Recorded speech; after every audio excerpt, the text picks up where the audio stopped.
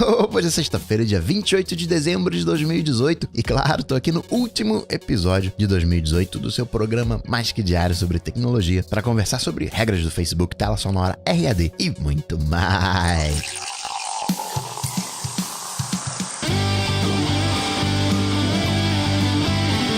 Dicas, produtividade, tecnologia, opinião, comportamento, tendência, notícias.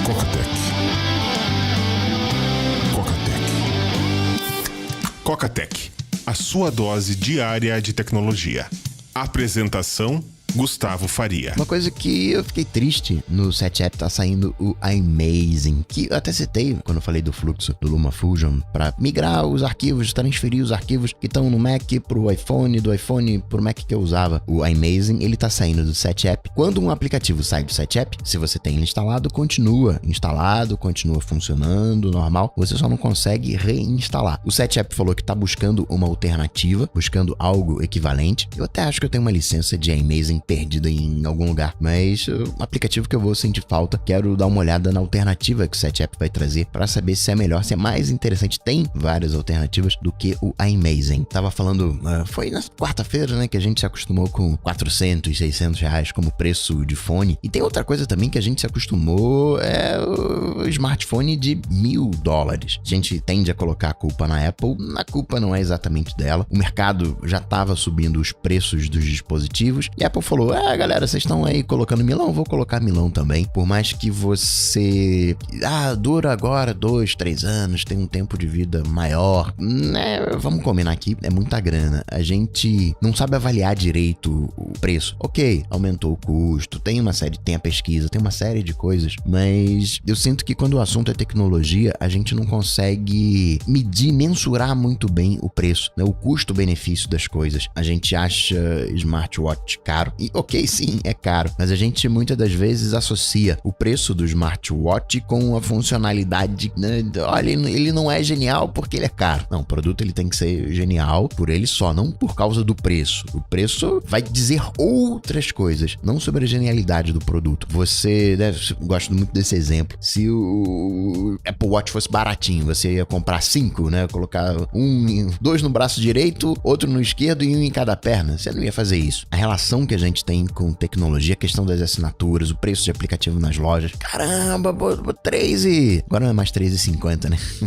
$1 não, $1 é muita coisa, não vou assinar. Enquanto você pega um joguinho que você vai usar uma semana e ok, você pagar $1, mas algo que vai aumentar a sua produtividade, você, não, peraí, não vou pagar isso, né? E ela sai uma atualização, não, vou ter que pagar de novo. A relação que a gente tem com tecnologia é esquisita. A gente entende muito bem, tava até batendo um papo sobre isso, foi o tema da virada de Natal. Carro, né? Você tem faixas de preço, né? Ali de 30 a 60 mil, carro é mais ou menos a mesma coisa. Ali nos 80 muda, para lá dos 100 também muda a categoria, né? A qualidade do produto, embora essencialmente eles façam a mesma coisa, né? Essencialmente é transporte o que o carro faz, mas cada um deles entrega uma experiência diferente. E tecnologia tem um pouco disso. A gente, né? MacBook tem que entregar a mesma coisa do iPad, que tem que entregar a mesma coisa do iPhone. O MacBook é caro, o iPad é caro, e quando você vai ver é o mesmo preço. Se você colocar o armazenamento e a característica, o preço do MacBook bate exatamente o mesmo que o preço do iPad. Quando você pega ali, 512 GB, por exemplo, coloca a capa, né, para ter o tecladinho e a caneta. A gente acha que não tem diferença de um smartphone de 2, 3 mil reais para um de R$1.000. Nem pior, muitas das vezes. A gente compara esse smartphone de R$2.000 com um iPhone de 10 mil, né? E eles entregam coisas completamente diferentes. A tendência é que cada vez mais a diferença entre aquilo que o de 2.000 entrega e o de 10 mil entrega, né, os medianos, eles fiquem mais próximos, e aí a necessidade de você ter essa tecnologia sendo empurrada para frente, que é, por exemplo, a Apple faz isso muito bem, né? Estabelecer patamares para tecnologia. É o microfone do HomePod, os AirPods, o Face ID, o Touch ID, por mais que muitas das vezes não seja uma tecnologia da própria Apple, seja algo que ela compre. Notícias. Coca-Tech. Vou começar esse último episódio do ano, não é o último episódio do recesso, semana que vem acaba sendo recessinho também, vai ser uma semana calma, tem conteúdo preparado, e aí na outra semana 7 começa a CES, e aí o ano já começa falando das tendências. Então vou iniciar esse último episódio do ano com uma sugestão de leitura, um artigo do New York Times falando do Facebook, da postura dos moderadores do Facebook. Acho que foi a coisa mais importante desse ano no mundo inteiro, especificamente no Brasil. A gente teve eleições, foi uma coisa aguerrida, rede social como um todo, mas iconicamente o Facebook. Tem o Twitter também, Instagram, embora as pesquisas tenham demonstrado que tem um engajamento bacana, acho que não afeta do ponto de vista da fake news tanto quanto um Facebook / WhatsApp, também foi nessa rede social dark, né, essa rede social por debaixo do radar que a gente não percebe, mas mostrar como é a mentalidade do Facebook. O link tá aqui nas notas do episódio e você vai ver moderadores que são orientados a removerem campanhas de doação para amenizar impactos de calamidades, porque quem estava promovendo a campanha estava numa lista negra do Facebook. Entender quem é o Facebook te ajuda muito a entender. Eu não quero pintar o Facebook como vilão, porque acaba que as empresas são assim. As empresas, elas têm os seus vieses. Com o tempo, esses vieses vão engrandecendo e vai tomando proporções. Mas micro vieses, todo mundo tem. Isso é importante para você entender um negócio da empresa, como que a empresa ganha grana, quais os dados que ela coleta, o que faz com esses dados, quais vieses ela pode aplicar. Deixo essa dica de leitura. Agora, eu vou lembrar aqui, usuário educado não é pânico. Eu tô sentindo hoje que quando o assunto é Facebook, tem, né, um certo exagero. Tô querendo aliviar uma barra pro Facebook não, mas eu tô percebendo que a coisa tá meio fora de proporção. Aquela galera que sempre odiou o Facebook, tá vindo descendo com tudo. Olha lá, eu falei, eu sabia que era assim. E é óbvio que é assim. Eu tô sentindo um sentimento anti-Facebook. E o usuário educado equilibra as coisas, né? Segurança versus privacidade, né? Como é que é essa balança? Como é que é esse equilíbrio no Facebook? O que eu posso compartilhar? O que eu posso ganhar? O que eu posso oferecer? O que eu posso receber em retorno? Mais do que uma política questionável por parte do Facebook, a questão é que o Facebook, ele tem muito poder. WhatsApp, Messenger, Instagram, e sempre que você tem muito poder, você, né, vai cometer exageros. Tumblr, os nudes, eles continuam disponíveis. O que não tem, o que foi bloqueado, foram os mais hards. Para quem tem o foco no artístico, ficou até melhor, porque ficou mais fácil de navegar. Seu Elon Musk, na verdade, os advogados do seu Elon Musk estão dizendo, olha, não, Twitter não é uma coisa séria, não. o Elon Musk, ele fala umas coisinhas ali, mas não é pra levar a sério, porque o principal foco do Twitter é você fazer piadinha, você, né, dar uma lacradinha, uma mitada. A gente precisa aprender a lidar com essas coisas. Concordo que o Twitter, até pelo tamanho, né, você não tem um textão, você não desenvolve o argumento, e tende a ser uma rede mais leve. Só que você vai expressar essa leveza com emojis, uma vez que o texto não tem ironia, né?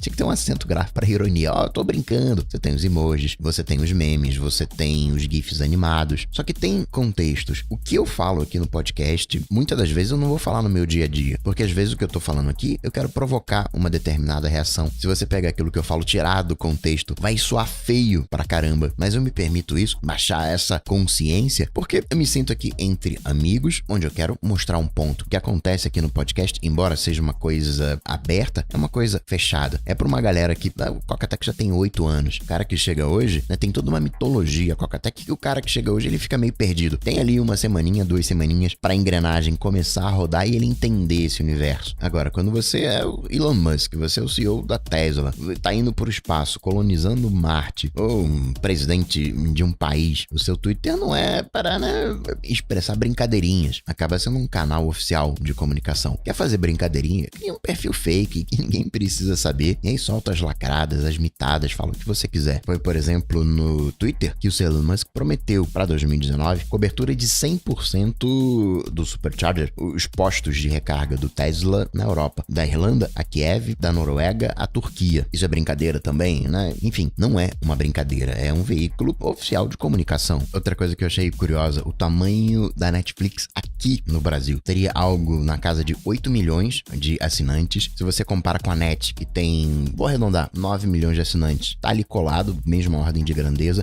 Sky, que tem 5 milhões, né? Já ficou para trás. E em termos de receita, já é 50... Isso não é um número oficial, isso são as estimativas, considerando que sejam 8 milhões de brasileiros assinando Netflix. Isso vai dar 50% a mais de receita do que o SBT. Não sei se a Record ultrapassou o SBT, mas é a segunda rede de TV aqui no Brasil, né? Como o streaming, como a Netflix, é algo acertado. De Samsung, rolando um papinho de que agora janeiro, né, CES, vai rolar 300 novidades, tá rolando um papinho de que em janeiro teria a tela da Samsung que emite o som. Então, por exemplo, o iPhone, que tem aquele note grandão, aquela parte do alto-falante, e até também os alto-falantes que tem, no caso do iPad, que tem 2 em cima, 2 embaixo, poderiam ficar na tela, poderiam sair, né, o som poderia sair através da tela. Já é uma chance, no caso do iPhone, para ter um note menor, para ter um note mais pinhole. Outra também da Samsung, ela estaria brincando com uma capa, é uma capinha engraçada, porque tem 2 orelhas. Você pega o smartphone e deita, e aí você teria, imitando uma cabeça, uma orelha na esquerda e na direita para fazer captação do som. A ideia da capinha é para fazer aquela captação de som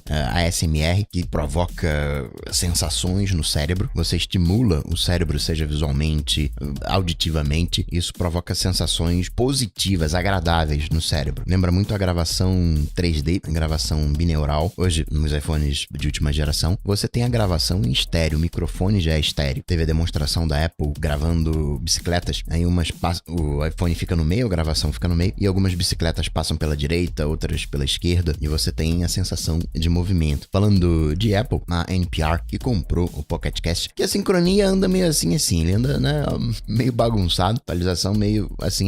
Mas a NPR tem uma solução você precisa, quando você tá falando de anúncio, você precisa de tracking, você precisa saber até que ponto o ouvinte chegou, onde é que parou, se ouviu o anúncio ou não. Então tem um protocolo que a NPR tá querendo emplacar, que é o RAD, Remote Audio Data. A Apple tá colaborando, falando, que tal a gente, né, trocar aqui uma ideia, porque tem as estatísticas da Apple. Se a Apple entrar, acaba que quando o Google entrar no podcast, já tá com o aplicativo e você já tem muita gente acessando podcasts através do aplicativo nativo agora do Google, mas acaba que a referência hoje, quando o assunto é podcasts, é a Apple. Se a Apple entra, adota um protocolo assim, com certeza pode levar o podcast a um próximo nível. O podcast tem uma série de deficiências, né? Uma que eu gosto muito é, você não chega em casa 8 horas da noite e senta pra consumir podcast. O podcast, ele é um passatempo. Você chegou em casa, vai fazer faxina, vai lavar uma louça, você até coloca podcast, mas ele não é o entretenimento principal. Coca, mas música também não é. Música embala. Você vai dar um jantar, você vai dar uma festa, vai ter uma música embalando. Você tem shows de música onde você vai ver o artista, você tem trilha sonora no cinema. No cinema você não tem trilha de podcast, não toca um podcast. É diferente. Talvez até você chegue em casa e toque um podcast, mas aquela coisa de ligar a TV, aquela coisa massiva. Chegou em casa, ligou a TV, muita gente, hoje talvez nem tanto, mas chegava em casa no passado, ligava ao rádio. Hoje a galera chega em casa, assiste uma Netflix, é entretenimento, vai pro YouTube. Podcast ainda não alcançou esse nível, tem algumas coisinhas ainda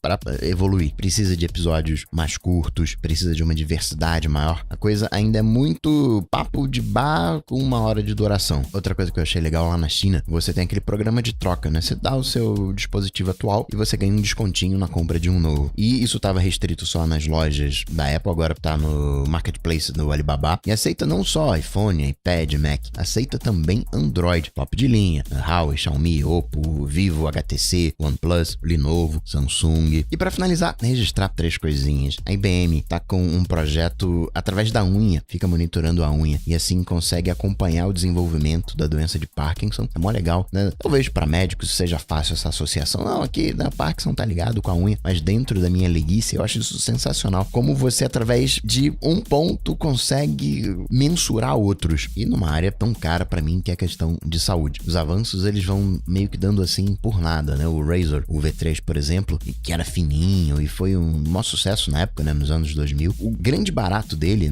até o momento do V3, você empilhava o chip com a bateria, né? Fazia um sanduíche. Só que com os novos chips, no V3 foi possível colocar lado a lado. Você tinha o chip e do lado a bateria. Por isso que ficou tão fininho. Acabou sendo icônico, vendeu pra caramba. É numa dessa que coisas icônicas acontecem. Outra também, né? Que é ultrapassada toda a vida. da amarrar tênis, amarrar sapato, vamos combinar aqui, é uma coisa mega arcaica. Também, calça também, você abotoar o zíper, né?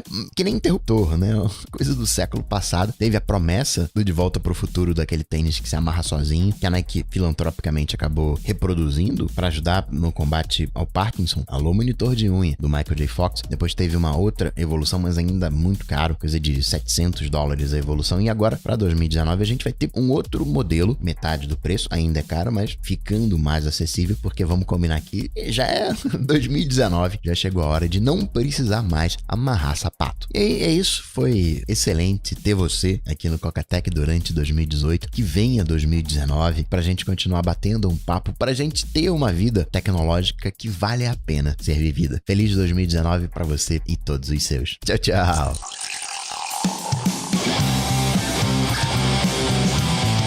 Coca-Tech está presente em todas as redes sociais: YouTube, Facebook, Twitter, Instagram.